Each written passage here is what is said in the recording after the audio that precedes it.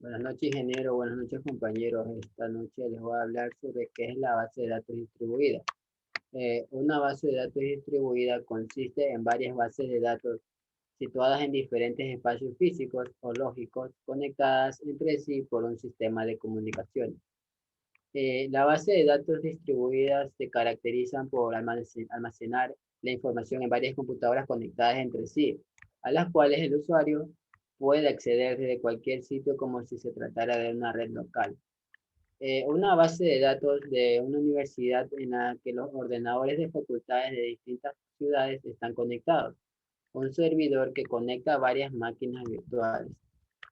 Existen también las características a tener en cuenta, ¿no?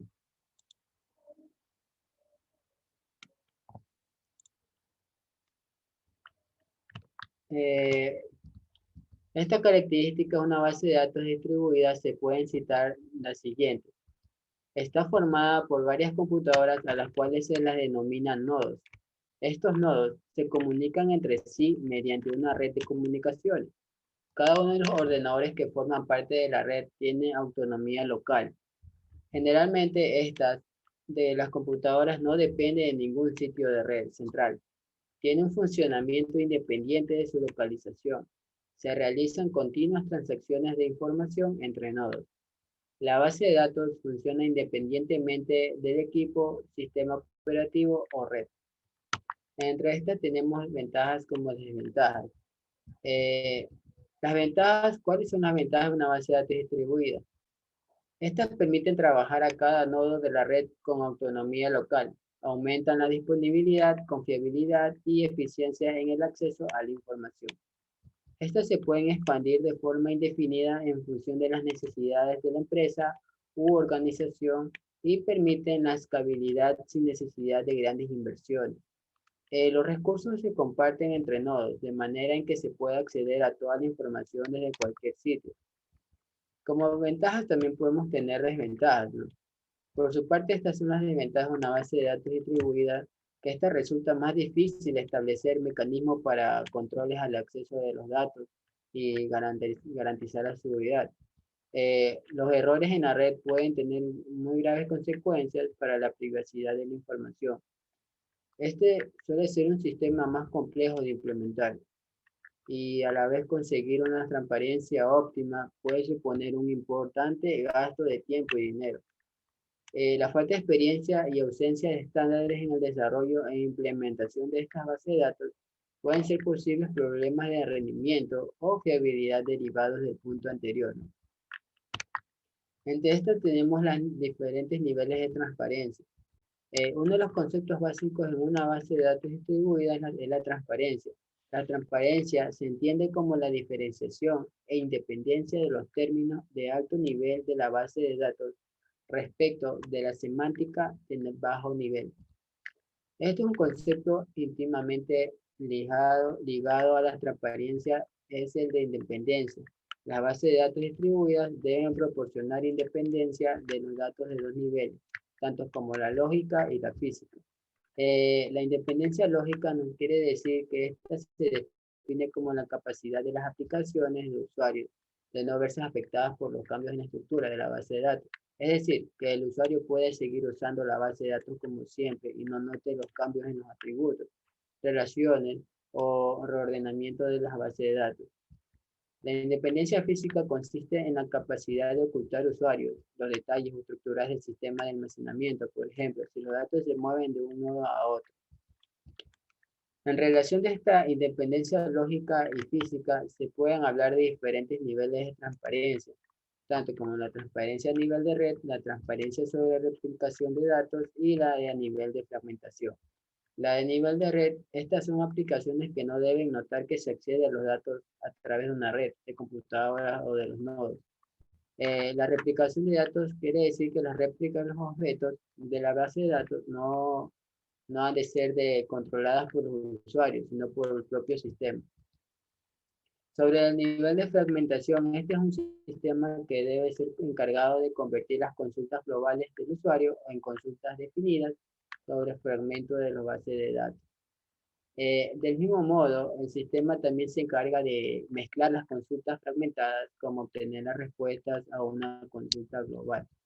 En definitiva, la independencia y la transparencia de los datos son dos conceptos estrechamente relacionados y que resultan claves en el funcionamiento de una base de datos distribuida.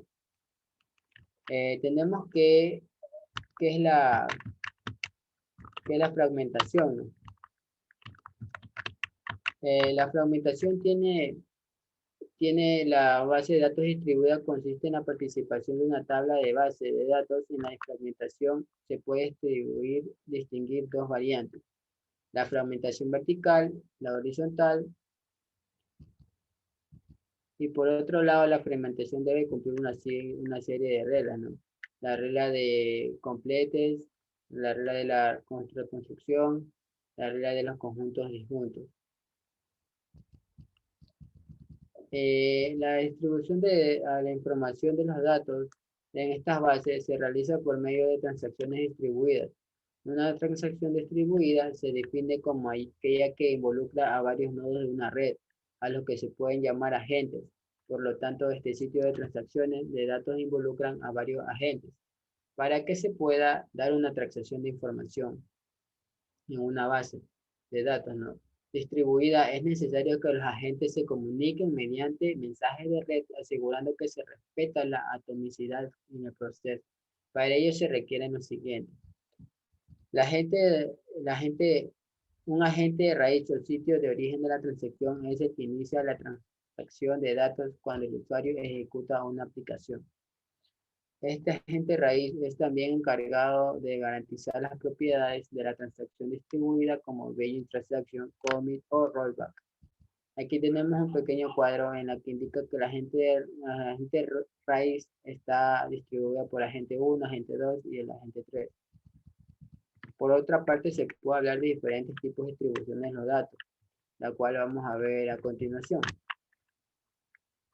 Aquí vemos cómo tenemos una base de datos distribuida por diferentes esquemas, como son la centralizada, la replicada, la particionada y la híbrida.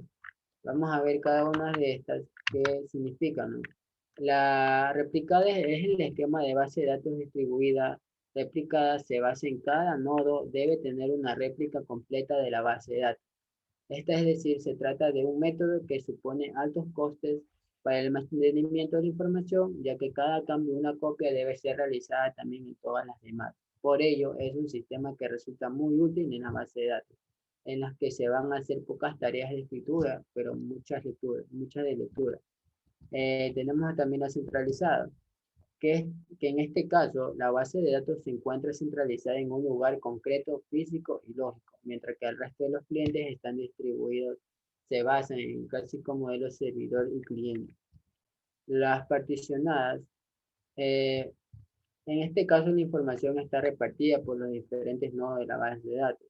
En esta solo existe una copia de cada nodo, pero la información se encuentra dividida en fragmentos disjuntos, cada uno es alojado en un sitio o nodo de la base. Al no necesitar realizar copias exactas de toda la información, los costos de almacenamiento son menores, ¿no? A cambio, a cambio se obtiene menor disponibilidad y fiabilidad de los datos. Y por último tenemos la híbrida. Este es un modelo que combina características de los esquemas de replicación y participación. En esta la mayoría de la información se encuentra particionada, pero hay fragmentos concretos que normalmente los que las albergan información más importante o que más se consultan, que son replicados en los distintos nodos. Tenemos un ejemplo en lo que podría ser una base de datos distribuida, ¿no? Imaginémonos que en una base de datos que contiene los datos relativos a una universidad que cuenta con facultades distribuidas por distintas ciudades. La manera de crear una base de datos común es accesible. Desde todos los sitios de la universidad es crear una base de datos distribuida. Por ejemplo, un nodo de esta sede principal donde se almacena la información sobre las diferentes facultades. Otros nodos relativos a cada una de las facultades en las que se almacena la información sobre los alumnos. También un sistema de red que une todos estos nodos y permite la consulta de información de forma autónoma. En este caso, hay empresas que utilizan esta base de datos distribuida. Las bases de datos distribuidas se emplean habitualmente en empresas, organizaciones o instituciones que no tienen su actividad centralizada o que debido a su gran tamaño requieren la distribución de la información en varios nodos.